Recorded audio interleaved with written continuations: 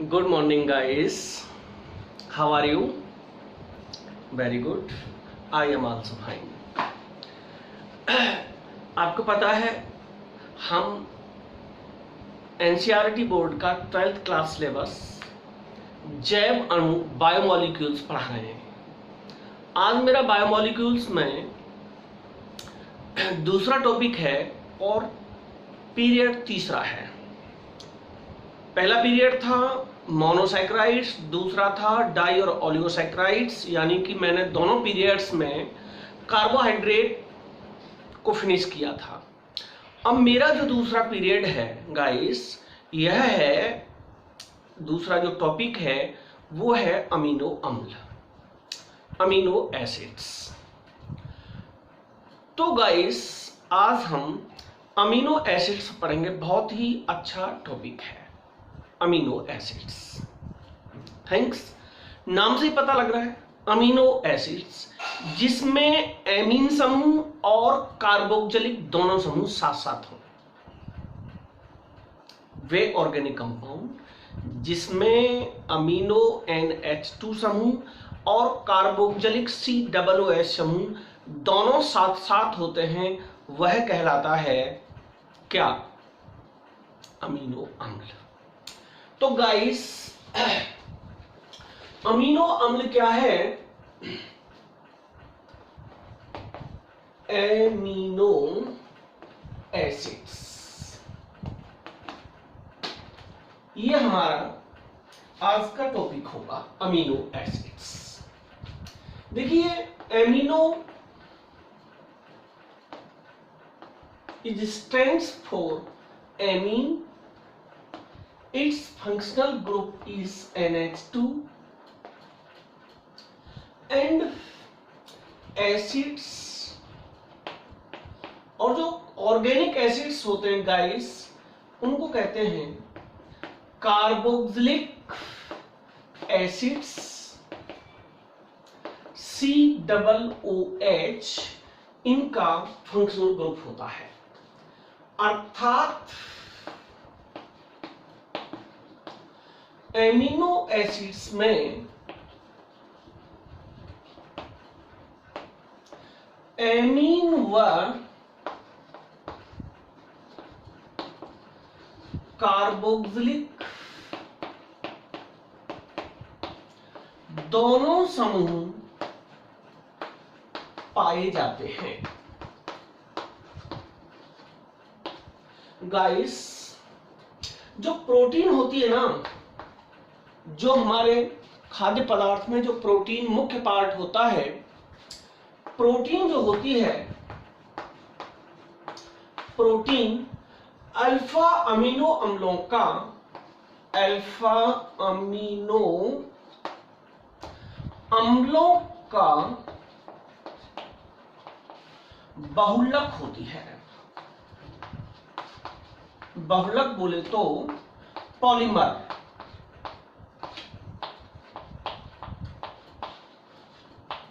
मेरा कहने का मतलब है, अब इस बात से आपको पता लग गया होगा कि हमारा जो बॉडी का जो मोस्टली पार्ट होता है वो प्रोटीन से बना होता। प्रोटीन मानव के लिए, सजीवों के लिए, सभी सजीवों के लिए प्रोटीन अत्यंत आवश्यक है।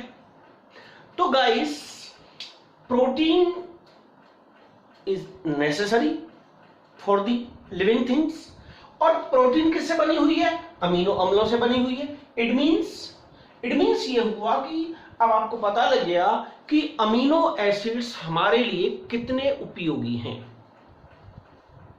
ये आपको पता लग गया होगा।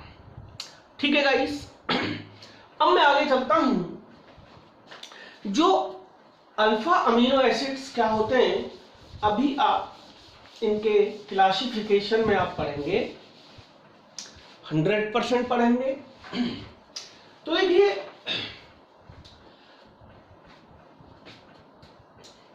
एमिनो अम्लों का वर्गीकरण, classification of the amino acids. Amino अम्लों को निम्न प्रकार से वर्गीकृत किया गया है।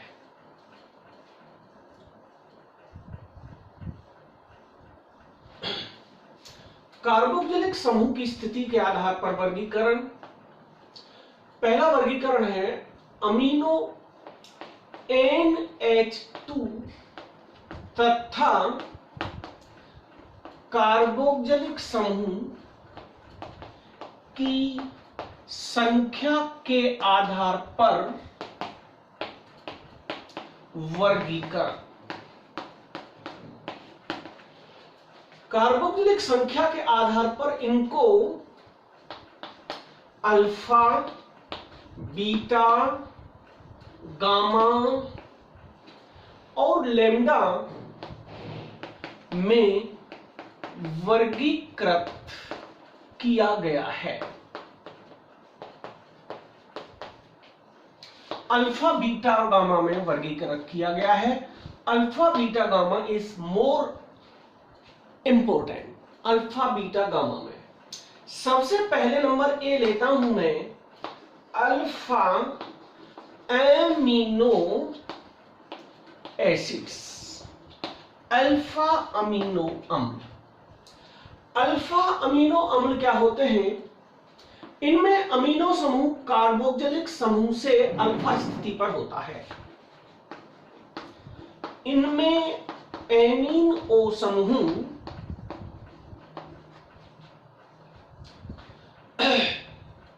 कार्बोक्सिलिक समूह से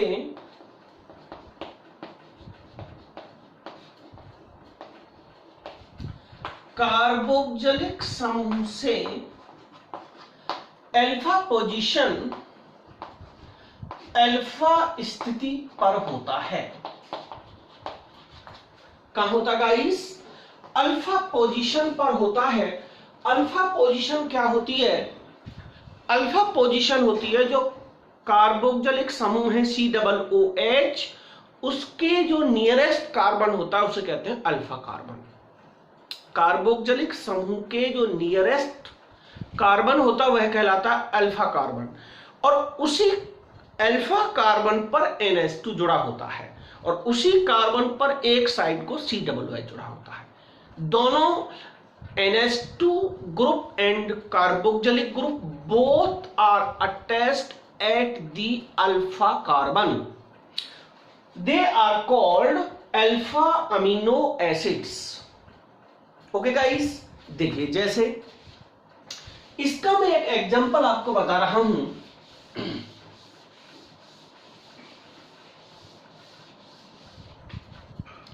इसका मैं आपको एक एग्जांपल देके बता रहा हूं। जैसे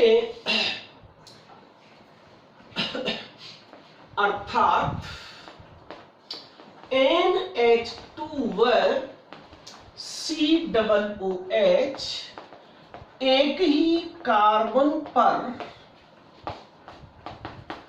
जुड़े होते हैं।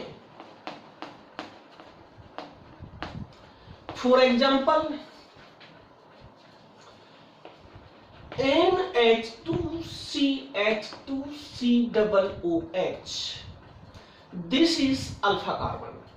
इस अल्फा कार्बन पर इधर NH2 लगा हुआ है, इधर COOH लगा है, तो both are attached at same carbon. This is called glycine. याद रखेंगे, this is called glycine. Glycine है ये। सेकेंड वन CH2COOH, वैलेंसी करने के लिए यहां हमने लगा दिया CH3 एलेनीन।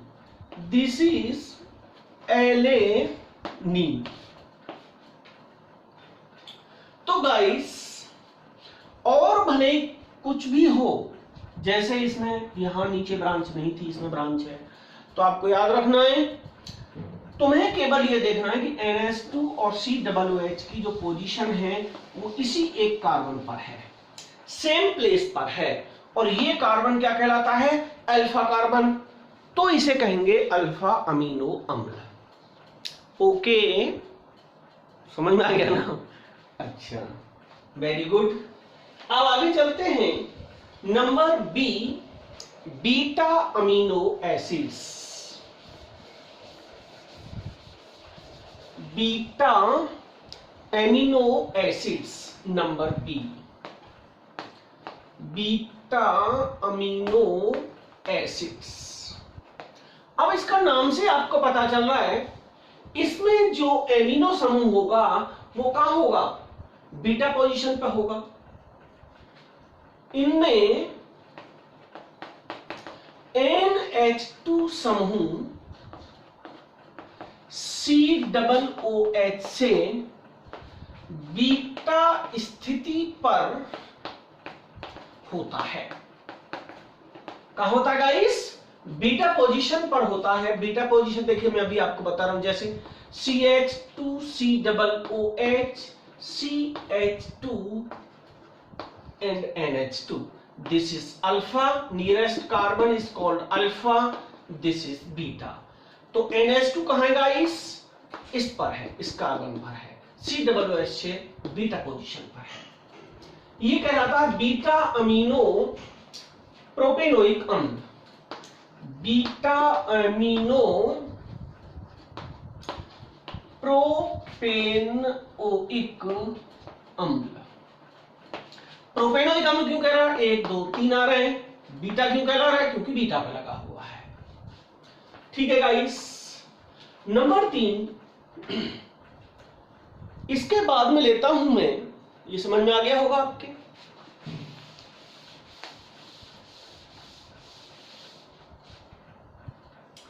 तीसरा है C, gamma amino acids. Gamma amino acids क्या होता है, नाम से पता लग रहा है। इनमें NH2 समूह गामा स्थिति पर होता है। कहां होता है गाइस, गामा स्थिति, आप समझ रहे होंगे। गामा स्थिति क्या होती है, COOH for example, CH2 CH2 CH2 NH2, alpha beta gamma position पर है। ठीक है गाइस, तो ये इसका नाम क्या होगा, अल्फा, यहां sorry gamma, gamma amino 1 2 3 4 butanoic acid. और इसका IUPAC नाम क्या होगा, बोलिए IUPAC नाम क्या होगा इसका। यहीं से काउंटिंग करते हैं, 1 2 3 4 4 अमीनो ब्यूटेनोइक अम्ल। ये गाइस इसका IUPAC नाम होगा। तो अल्फा बीटा और गामा अमीनो एसिड समझ में आ गए। अब और इसके आगे जितने भी होंगे और कार्बन जुड़ जाए, 4 की बजाय 5 6 7, तो वो सारे के सारे एक ही समूह में रख दिए जाते हैं, लेमडा ग्रुप में, 4 से ज्यादा पे।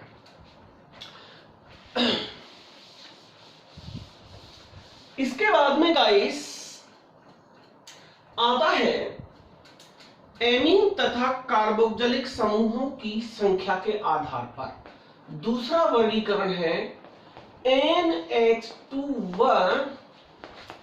कार्बोक्जिलिक समूह की संख्या के आधार पर वर्गीकरण। अभी जो मैंने बताया था वो बताया था स्थिति के आधार पर वर्गीकरण, कि मतलब NH2 जो था वो कहां था, COOH से कितने दूर कार्बन पे था। तो यहां गाइस क्या है, यहां संख्या के आधार पर, इनकी संख्या के आधार पर इनको 3 भागों में वर्गीकृत किया गया है। कितने भागों में, 3 भागों में वर्गीकृत किया गया है। नंबर 1, उदासीन एमिनो अम्ल। उदासीन को कहते हैं neutral amino acids. Neutral amino acids क्या होते हैं? इनमें NH2 समूह तथा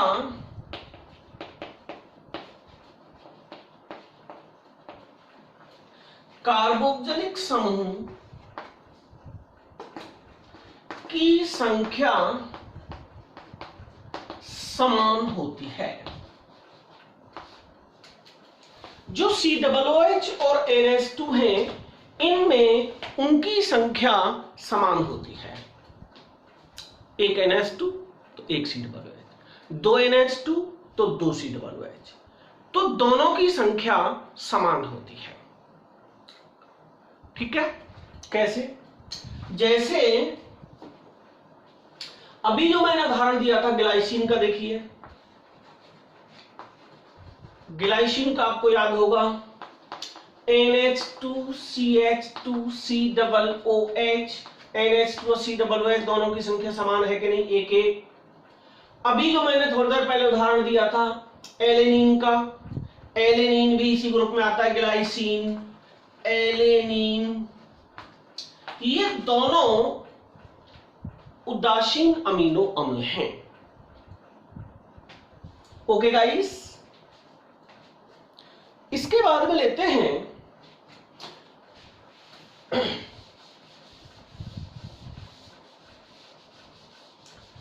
उदासीन अमीनो अम्ल के बाद आता है नंबर बी, अम्लीय अमीनो अम्ल। अम्लीय अमीनो अम्ल, अम्लीय अमीनो अम्ल। अम्लीय अमीनो अम्ल में क्या होता है? नाम से ही पता लग रहा है, अमीनो अम्ल में कार्बोक्सिलिक समूह अधिक संख्या में होता है। इनमें COOH आधिक्य में होता है। ज्यादा संख्या में कौन होता है? COOH समूह, कार्बोक्सिलिक समूह आधिक्य में होता है। जैसे एस्पार्टिक अम्ल, एस्पार्टिक अम्ल, एस्पार्टिक अम्ल में देखिए HOOCCH2CH2COOH देखिए कार्बोक्सिलिक समूह 2 बार है, अमीनो समूह केवल 1 बार है। इनकी संख्या 2 है, इसकी संख्या केवल 1 है, तो इसमें कार्बोक्सिलिक समूह की संख्या अधिक है। ग्लूटेनिक अम्ल दूसरा एग्जाम्पल है इसका, ग्लूटेनिक अम्ल। ग्लूटेनिक अम्ल में क्या होता है? एक और CH2 बढ़ जाता है उसमें, HOOCCH2CH2CH NH2COOH, दिस इज ग्लूटेनिक अम्ल। आप इसमें भी देख लें कि कार्बोक्सिलिक समूह COOH 2 टाइम्स है, beside it NH2 only 1 times है। तो डियर गाइस, आ गया होगा समझ में ये अम्लीय क्यों है। इसके बाद में आता है क्षारीय अमीनो अम्ल।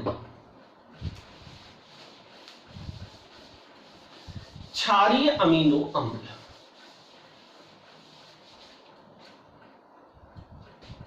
C,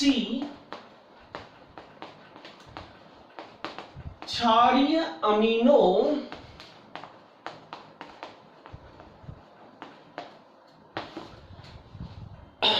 अब इसका नाम से भी आपको पता लग रहा है, क्षारीय अमीनो अम्ल में क्या होता है? इसमें NH2 इनमें NH2 समूह आधिक्य में होता है। इनमें NH2 समूह आधिक्य में होता है। तो गाइस कैसे होता है, जैसे NH2 CH2 CH2 CH2 CH2 CH COOH और यहां लगा हुआ है NH2। आप NH2 देख रहे हैं 2 टाइम्स आ रहा है, COOH देख रहे हैं केवल 1 टाइम आ रहा है। तो यह जो आप देख रहे हैं ये है क्षारीय अमीनो अम्ल। यह है क्षारीय अमीनो अम्ल। अब देखिए इनके वर्गीकरण का तीसरा आधार है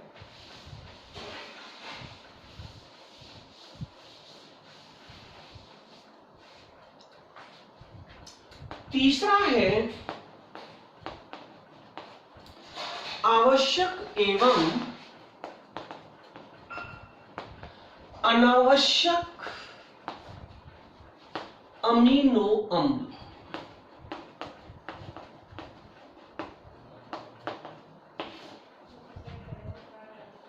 आवश्यक एवं अनावश्यक अमीनो अम्ल में क्या होता है गाइस,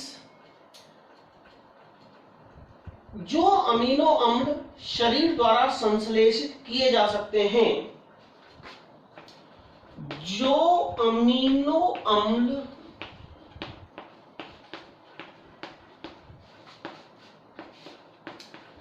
सजीवों के शरीर द्वारा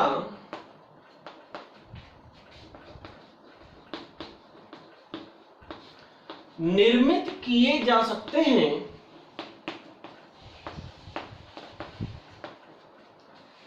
अमीनो अम्ल शरीर द्वारा निर्मित किए जा सकते हैं, वे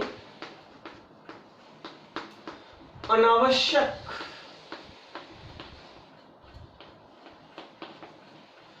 अमीनो अम्ल कहलाते हैं। उनको कहते हैं अनावश्यक अमीनो अम्ल।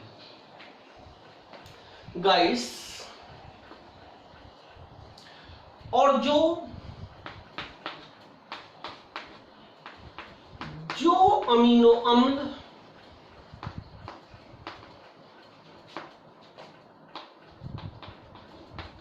शरीर द्वारा निर्मित नहीं होते, वे आवश्यक अमीनो अम्ल कहलाते हैं। उनको कहते हैं गाइस जो मानव शरीर के द्वारा निर्मित कर लिए जाते हैं, सेल्फ बॉडी फॉर्मेट कर लेती है, उनको कहते हैं अनावश्यक अमीनो अम्ल। और जो मानव के द्वारा स्वयं बॉडी में संश्लेषित नहीं किए जा सकते, उनको कहते हैं अनावश्यक, पहले वाले को, इनको कहते हैं आवश्यक अमीनो अम्ल, जो मानव शरीर द्वारा निर्मित नहीं होते। तो गाइस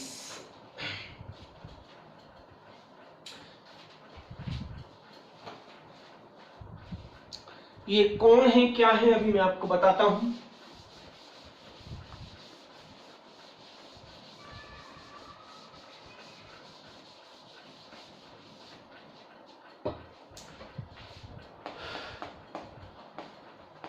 प्रकृति में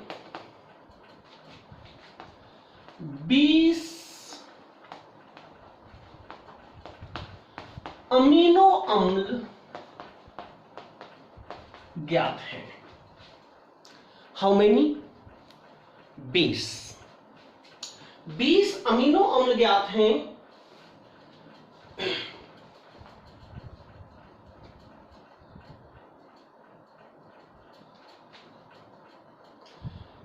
इनमें से 10 आवश्यक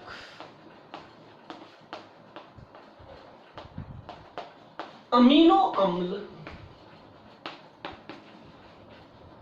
निम्न है। आवश्यक अमीनो अम्ल निम्न हैं।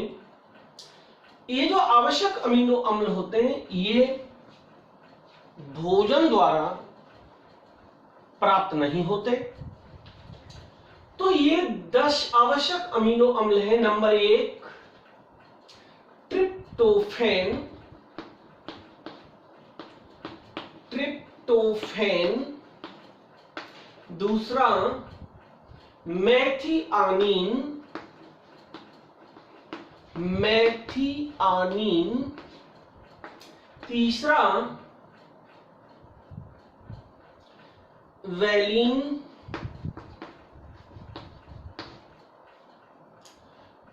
Isoleucine, isoleucine.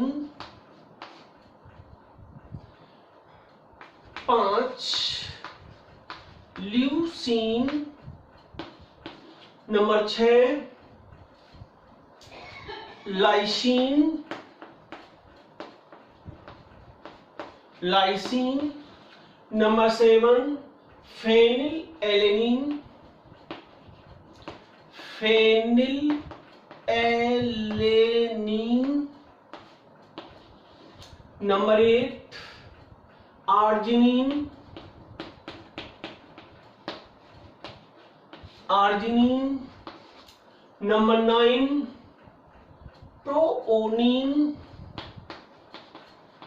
प्रोओनिन। And number 10 histidine.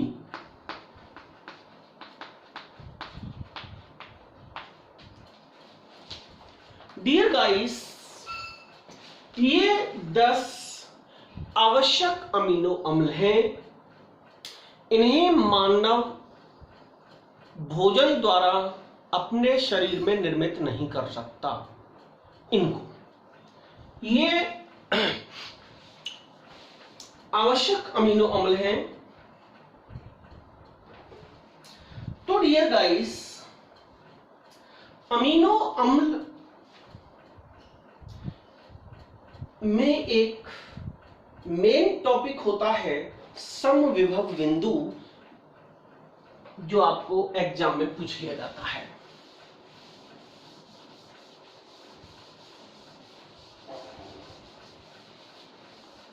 इनका बॉडी में यूज क्या है, वो अभी आप आरएनए, डीएनए और पेप्टाइड्स प्रोटीन के निर्माण में होता है।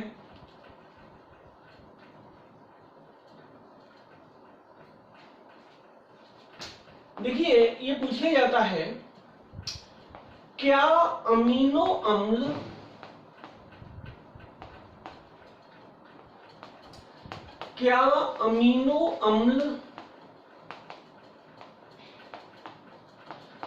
प्रकाश सक्रिय होते हैं?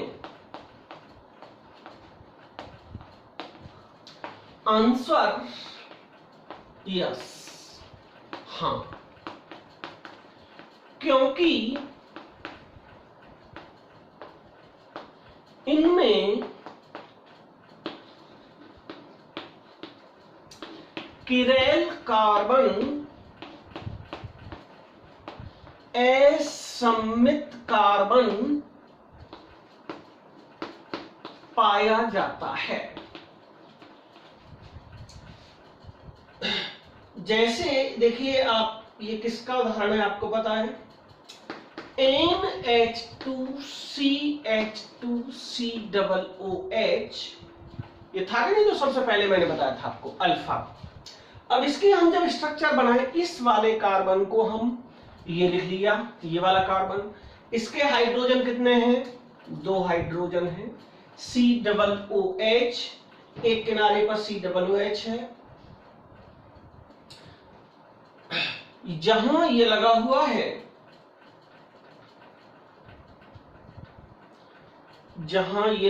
है, यहां हम R लगा दें, तो एक तरफ को R आ जाएगा, एक तरफ को H हो जाएगा, एक तरफ को NH2 हो जाएगा। R means alkyl group. एक तरफ को R आ गया, एक तरफ को ये H आ गया, एक तरफ को NH2, एक तरफ को ये जो स्टार कार्बन है जिसे मैं इंडिकेट कर रहा हूं, ये किरैल कार्बन है।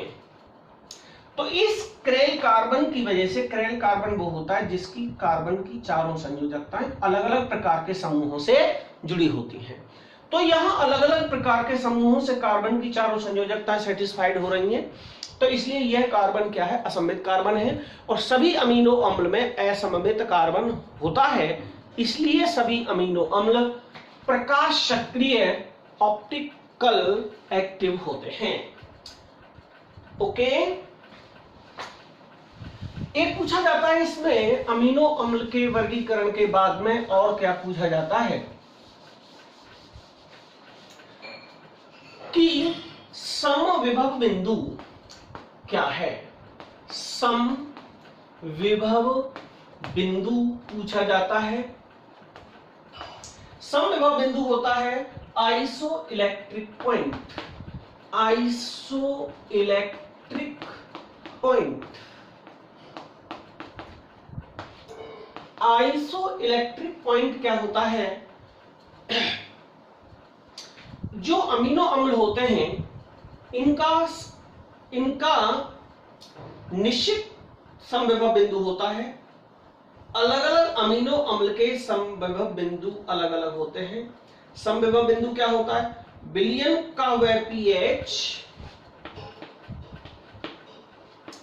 विलयन का वह पीएच, पीएच आप जानते हैं, प्यूरेंस ऑफ हाइड्रोजन, विलयन का वह पीएच जिस पर विद्युत विभव लगाने पर, जिस पर विद्युत विभव लगाने पर, जिस पर विद्युत विभव लगाने पर अमीनो अम्ल किसी भी इलेक्ट्रॉन की ओर, अमीनो अम्ल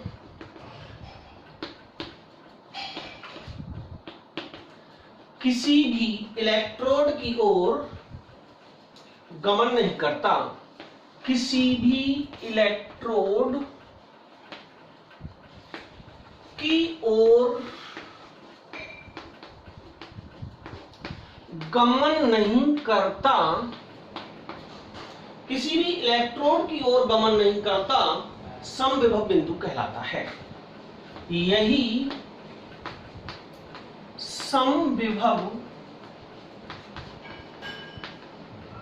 बिंदु कहलाता है। तो गाइस, ये होता है अमीनो अम्लों का समविभव बिंदु। इसका मतलब है विलयन का वह पीएच, पीएच निश्चित होनी चाहिए, डेफिनेट होना चाहिए, जिस पर विद्युत विभव, विद्युत धारा हम प्रवाहित करते हैं अमीनो अम्ल में, तो अमीनो अम्ल किसी भी इलेक्ट्रोड या ना तो कैथोड की ओर ना एनोड की ओर गमन नहीं करता है। इसको अमीनो अम्ल का समविभव बिंदु कहते हैं। तो डियर गाइस, ये था इनका समविभव बिंदु। इसके बाद में आता है गाइस, अमीनो अम्ल से बहुत ही रिलेटेड टॉपिक है पेप्टाइड्स। पेप्टाइड्स,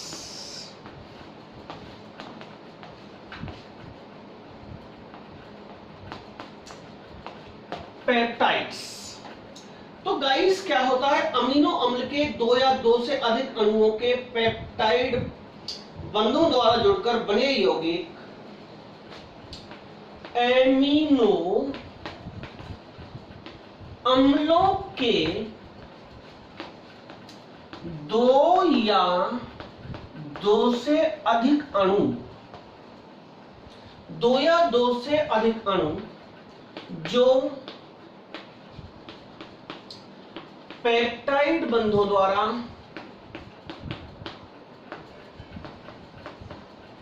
बंधे होते हैं,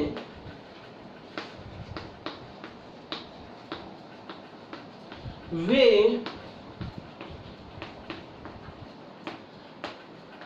पेप्टाइड कहलाते हैं।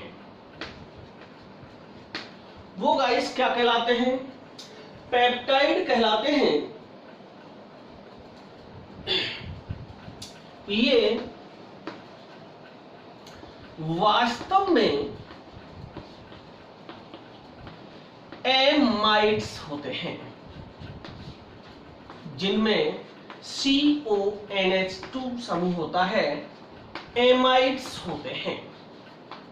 पेप्टाइड बंध गया इस क्या होता है ये आपकी समझ में आ गया होगा, एक बार और पढ़ लें आप।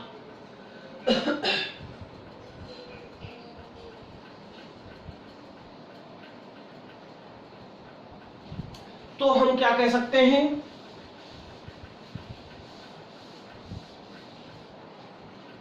संक्षेप में इसको हम क्या कह सकते हैं,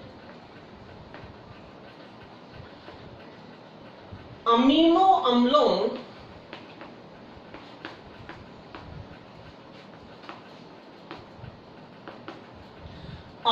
अम्लों के परस्पर संयोग, अमीनो अम्लों के परस्पर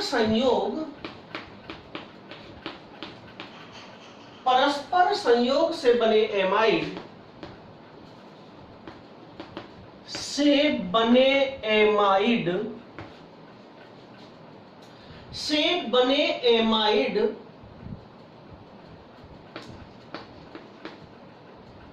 पेप्टाइड कहलाते हैं।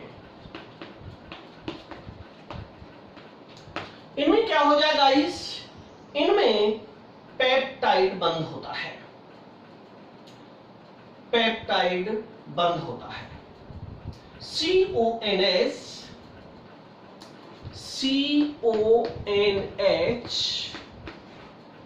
बीच में होता है, ये कहलाता है पेप्टाइड बॉन्ड। CONH इनके बीच में होता है, इस बॉन्ड के द्वारा दो या दो से अधिक एमिनो अम्ल क्रमशः जुड़े होते हैं। एक पेप्टाइड बॉन्ड होगा मोनोपेप्टाइड, दो होगा डाइपेप्टाइड बॉन्ड, पॉलीपेप्टाइड बॉन्ड, ऐसे ही चलता रहता है। देखिए जैसे मैं एक एग्जांपल आपको बता रहा हूं, जैसे H2N CHR C double bond OH plus HNH CHR C double OH। एक अमीनो एसिड है, दूसरा अमीनो एसिड है।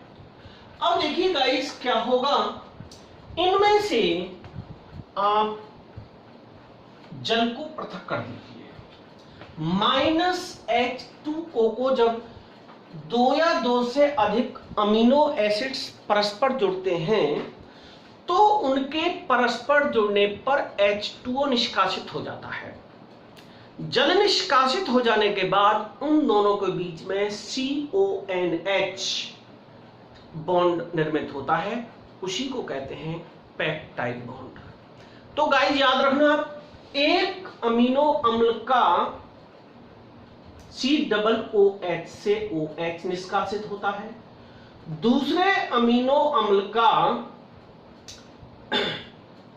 उस समूह से H निष्कासित होता है, अमीनो समूह से H निष्कासित होता है और NH2 से H निष्कासित होता है, COOH से ये निकल गया। अब देखिए गाइस क्या बचा, H2N CHR C double bond O NH CHR C double OH। तो ये जो बॉन्ड आप देख रहे हैं इसको हम यूं भी लिख सकते हैं, तो दिस इज, एक अमीनो अम्ल ये था, दूसरा अमीनो अम्ल ये है, इन दोनों को ये जो बॉन्ड आपस में जोड़ रहा है इसी को कहते हैं peptide bond. It is called CONH is called peptide bond or this total compound is called peptide। इस पूरे यौगिक को कहते हैं पेप्टाइड। तो गाइस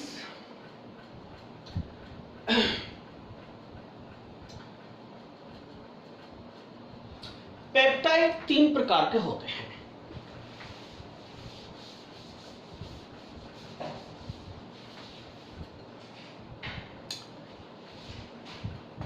पेप्टाइड का वर्गीकरण। पेप्टाइड का वर्गीकरण अमीनो अम्ल की संख्या के आधार पर अमीनो एसिड की संख्या के आधार पर अमीनो अम्ल की संख्या के आधार पर पेप्टाइड 3 प्रकार के होते हैं।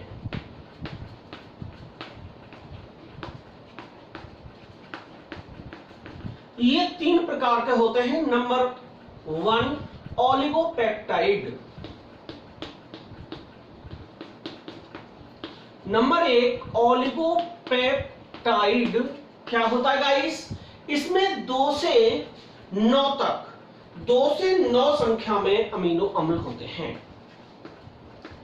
इनमें 2 से 9 तक अमीनो अम्लों की संख्या होती है। अमीनो एसिड्स होते हैं 2 से 9 तक। 2, 3 तथा 4 अमीनो अम्ल जब संयुक्त होते हैं तो क्रमशः डाइपेप्टाइड, ट्राइपेप्टाइड, टेट्रापेप्टाइड बनता है। अगर किसी में 2 अमीनो अम्ल ऐड हो रहे हो तो उसे कहेंगे गाइस डाइपेप्टाइड। इसी श्रेणी में आते हैं ओलिगो में ही। 3 अमीनो एसिड्स अगर किसी में भाग ले रहे हैं तो उसे कहेंगे ट्राइपेप्टाइड। 4 होंगे तो उसे कहेंगे टेट्रापेप्टाइड। 5, 6, 7, 8, 9 तक इनकी संख्या जो होती है 9 संख्या तक हो सकते हैं। 2 से स्टार्ट होके 9 संख्या तक ये हो सकते हैं। इसके बाद आता है गाइस पॉलीपेप्टाइड। ओके गाइस, ये समझ में आ गया। अब मैं चलता हूं किस पर? पॉलीपेप्टाइड पर। Number 2 polypeptide.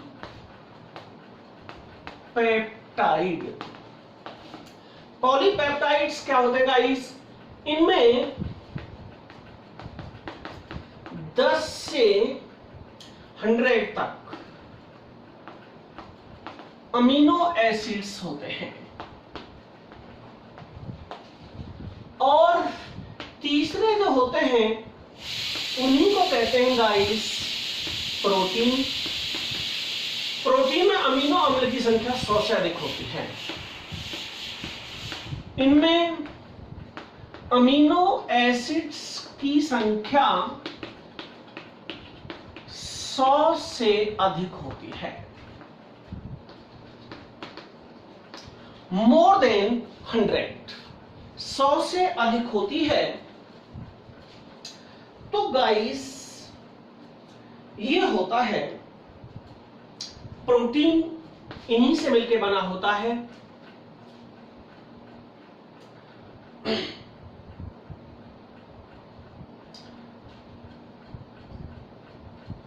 तो गाइस अब मैं इसी क्रम में यहां प्रोटीन और ले लेता हूं।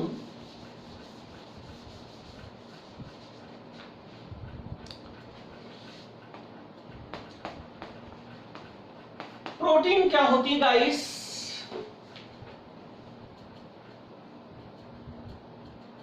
अभी थोड़ी देर पहले बताया था, ये अल्फा अमीनो एसिड्स के पॉलीमर बहुलक होते हैं। इसमें बहुत सारे अल्फा अमीनो अम्ल होते हैं जो किसके द्वारा जुड़े होते हैं? पेप्टाइड बॉन्ड द्वारा जुड़े होते हैं। जो पेप्टाइड बंध द्वारा जुड़े होते हैं, तो गाइस याद रखना है हीमोग्लोबिन एक क्रोमोप्रोटीन है। एक उदाहरण दे रहा हूं मैं आपको, प्रोटीन का एक बेस्ट उदाहरण दे रहा हूं जो मानव शरीर में भी होता है। हीमोग्लोबिन, हीमोग्लोबिन क्या है गाइस? क्रोमोप्रोटीन है। जो कलर्ड होती हैं, जो रंगीन प्रोटीन होती हैं, उन्हीं को क्रोमोप्रोटीन कहते हैं। मानव रक्त में पाया जाता है। कहां पाया जाता है? यह आरबीसी में, रक्त में पाया जाता है। रक्त में पाया जाता है गाइस। इसका कार्य श्वास द्वारा ग्रहण की गई ऑक्सीजन को फेफड़ों से कोशिकाओं तक पहुंचाना होता है। क्या काम होता है इसका? इसका कार्य सांस द्वारा ग्रहण की गई ऑक्सीजन को कहां तक पहुंचाना होता है? इसका कार्य ग्रहण की गई ऑक्सीजन को फेफड़ों से कोशिकाओं तक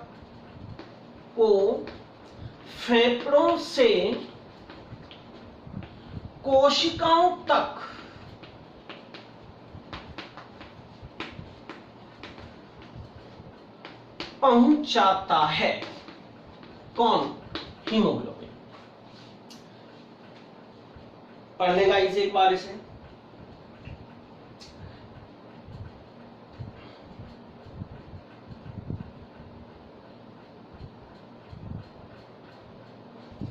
हो गया।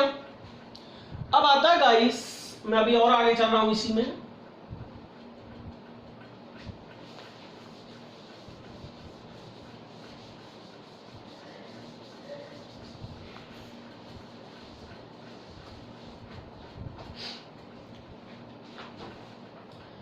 तो गाइस,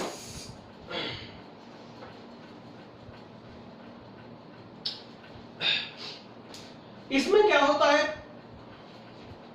हीमोग्लोबिन में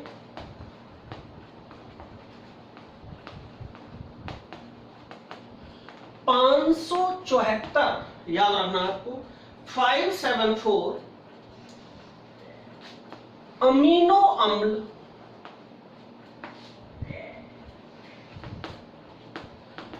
क्रम से जुड़े होते हैं।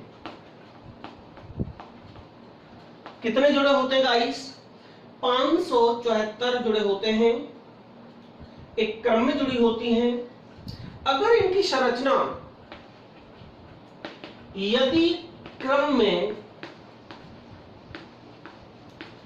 परिवर्तन हो जाता है अमीनो अम्ल के में, तो ये जो इंपॉर्टेंट है पूछ लिया जाता है, तो सिकल सेल एनीमिया, सिकल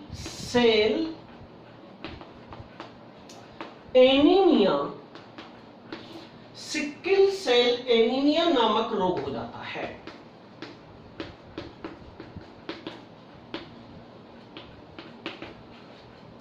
और इस रोग में क्या होता है?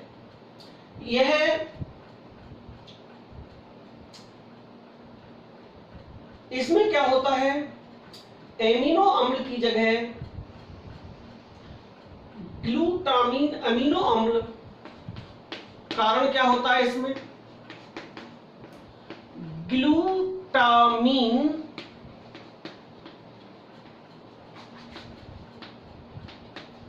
अमीनो अम्ल के स्थान पर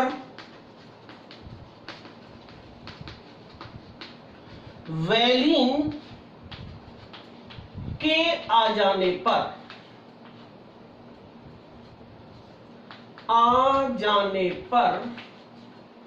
सिकल सेल एनीमिया रोग हो जाता है। फिर सुने, हीमोग्लोबिन क्या है? क्रोमोप्रोटीन है। इसमें 574 अमीनो अम्ल इकाइयां होती हैं जो क्रम से होती हैं, एक निश्चित क्रम में। यदि इस क्रम में अमीनो अम्ल के क्रम में परिवर्तन हो जाता स्टूडेंट्स, तो सिकल सेल एनीमिया बीमारी हो जाती है। इसका कारण क्या है सिकल सेल का?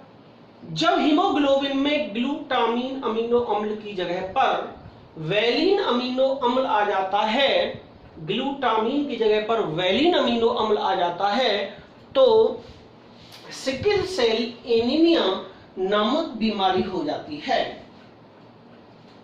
ओके गाइस,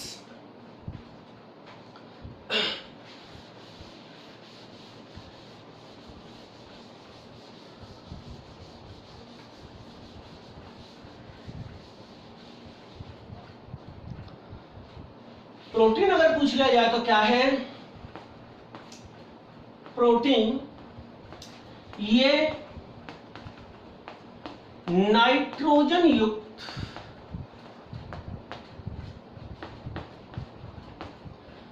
जटिल कार्बनिक यौगिक हैं। जटिल कार्बनिक यौगिक हैं जो दाल, सोयाबीन, दूध आदि खाद्य पदार्थों से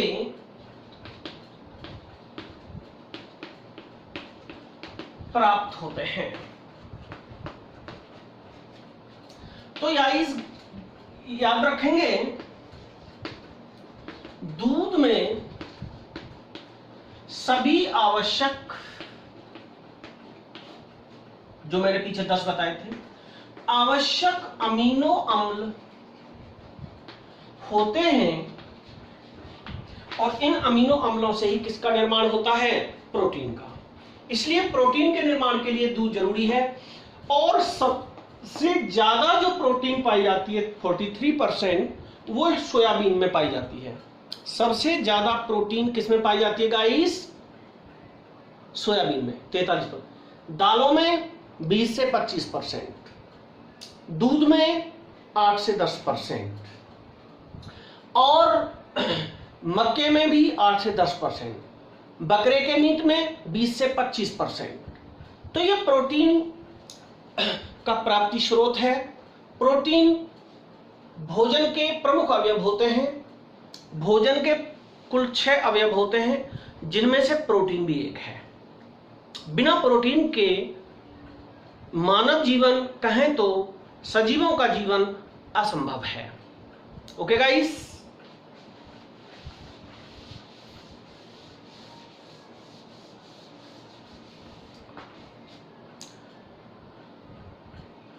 प्रोटीन की कमी से रोग।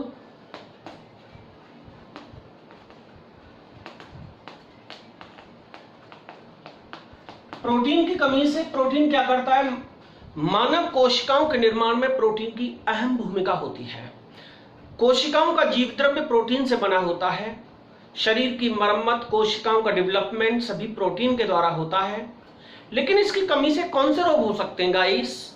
तो याद रखिए, प्रोटीन की कमी से वयस्क पुरुषों में कोई रोग ज्ञात नहीं है। एडल्ट्स जो पुल्लिंग्स होते हैं, उनमें प्रोटीन की कमी से कोई रोग ज्ञात नहीं है गाइस। और महिलाओं में प्रोटीन की कमी से रक्ताल्पता नामक रोग हो जाता है। महिलाओं में रक्ताल्पता रोग होता है प्रोटीन की कमी से। महिलाओं में, पुरुषों में रोग कोई ज्ञात नहीं है। बच्चों में मेरेस्मस एवं क्वाशरकोर, ये रोग बच्चों में होते हैं। मेरेस्मस एवं क्वाशरकोर रोग प्रोटीन की कमी से बच्चों में होते हैं। रक्ताल्पता महिलाओं में होता है, पुरुषों में कोई रोग ज्ञात नहीं है। तो गाइस, 12th बोर्ड क्लास में प्रोटीन का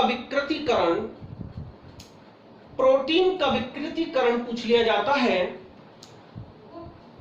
प्राकृतिक प्रोटीन को गर्म करके या विभिन्न कृत्रिम साधनों से प्रोटीन की संरचना में परिवर्तन होना ही प्रोटीन का विकृतीकरण कहलाता है।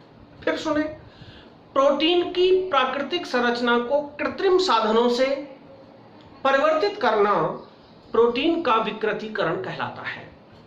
प्रोटीन के विकृतीकरण से चिकित्सा विज्ञान में बहुत बड़ी क्रांति आई है। प्रोटीन के विकृतीकरण से चिकित्सा विज्ञान में बहुत बड़ी क्रांति आई है। जो ब्लड टेस्ट होते हैं पैथोलॉजीज में, जितने भी रोगों का परीक्षण करने के लिए प्रैक्टिकल्स किए जाते हैं, पैथोलॉजी में ब्लड चेक किया जाता है, वो प्रोटीन का विकृतीकरण द्वारा ही किया जाता है। विभिन्न रोगों का पता प्रोटीन के विकृतीकरण से होता है। दूध को दही में बदलना प्रोटीन के विकृतीकरण का प्रमुख उदाहरण है। अंडों को गर्म करके उसको, पहले लिक्विड फॉर्म में होता है, जेल फॉर्म में होता है, जब उसे गर्म कर देते हैं तो विकृत होकर वो सॉलिड टाइप की हो जाती है, स्पंज टाइप की हो जाती है। तो दूध से दही का बनना, रक्त का थक्का बनाना, लैब में जो चेक करते हैं ब्लड्स की क्रिस्टल्स के द्वारा ही चेकअप होता है ये, और अंडे का जो उदाहरण है, ये सारे के सारे उदाहरण प्रोटीन के विकृतीकरण के हैं। प्रोटीन के विकृतीकरण से मानव सभ्यता में, चिकित्सा विज्ञान में बहुत बड़ी क्रांति आई है। अतः गाइस, प्रोटीन एक अच्छा टॉपिक है। तो कल गाइस हम आपको, कल का जो हमारा टॉपिक होगा गाइस, वो होगा हार्मोन्स। कल गाइस हम हार्मोन्स पर डिस्कशन करेंगे। कल नेक्स्ट वीडियोस में हमारा होगा टॉपिक हार्मोन्स।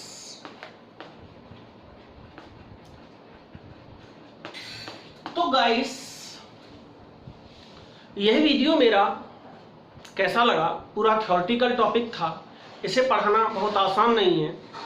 न्यूमेरिकल को कोई भी पढ़ा देगा, उस पार्ट को कोई भी पढ़ा देगा क्योंकि सीमित होता है। थ्योरी को इस तरीके से क्रमबद्ध, लिपिबद्ध करना एक बहुत जटिल कार्य है। यह कार्य हर एक नहीं कर सकता, काफी एक्सपीरियंस होल्डर टीचर ही इस काम को कर सकता है गाइस। तो आपको यह वीडियो मेरा कैसा लगा? निश्चित रूप से आपको आनंद आया होगा, पढ़ने में बहुत अच्छा लगा होगा। यह मेरा वीडियो गाइस आपको कैसा लगा मुझे कमेंट्स के द्वारा अवश्य बताएं, और मेरे चैनल यशवीर चौधरी को निश्चित रूप से सब्सक्राइब कर लें ताकि आपको अपडेट्स मिलती रहे, आने वाले वीडियो का पता लगता रहे। गाइस, आपके और साथियों को भी इस वीडियो से लाभ मिले, इसलिए मेरे वीडियोस को शेयर भी करते रहें। ऑनलाइन क्लासेस में आपका बार बार स्वागत है। अगले वीडियो तक good bye friends, bye bye, miss you always.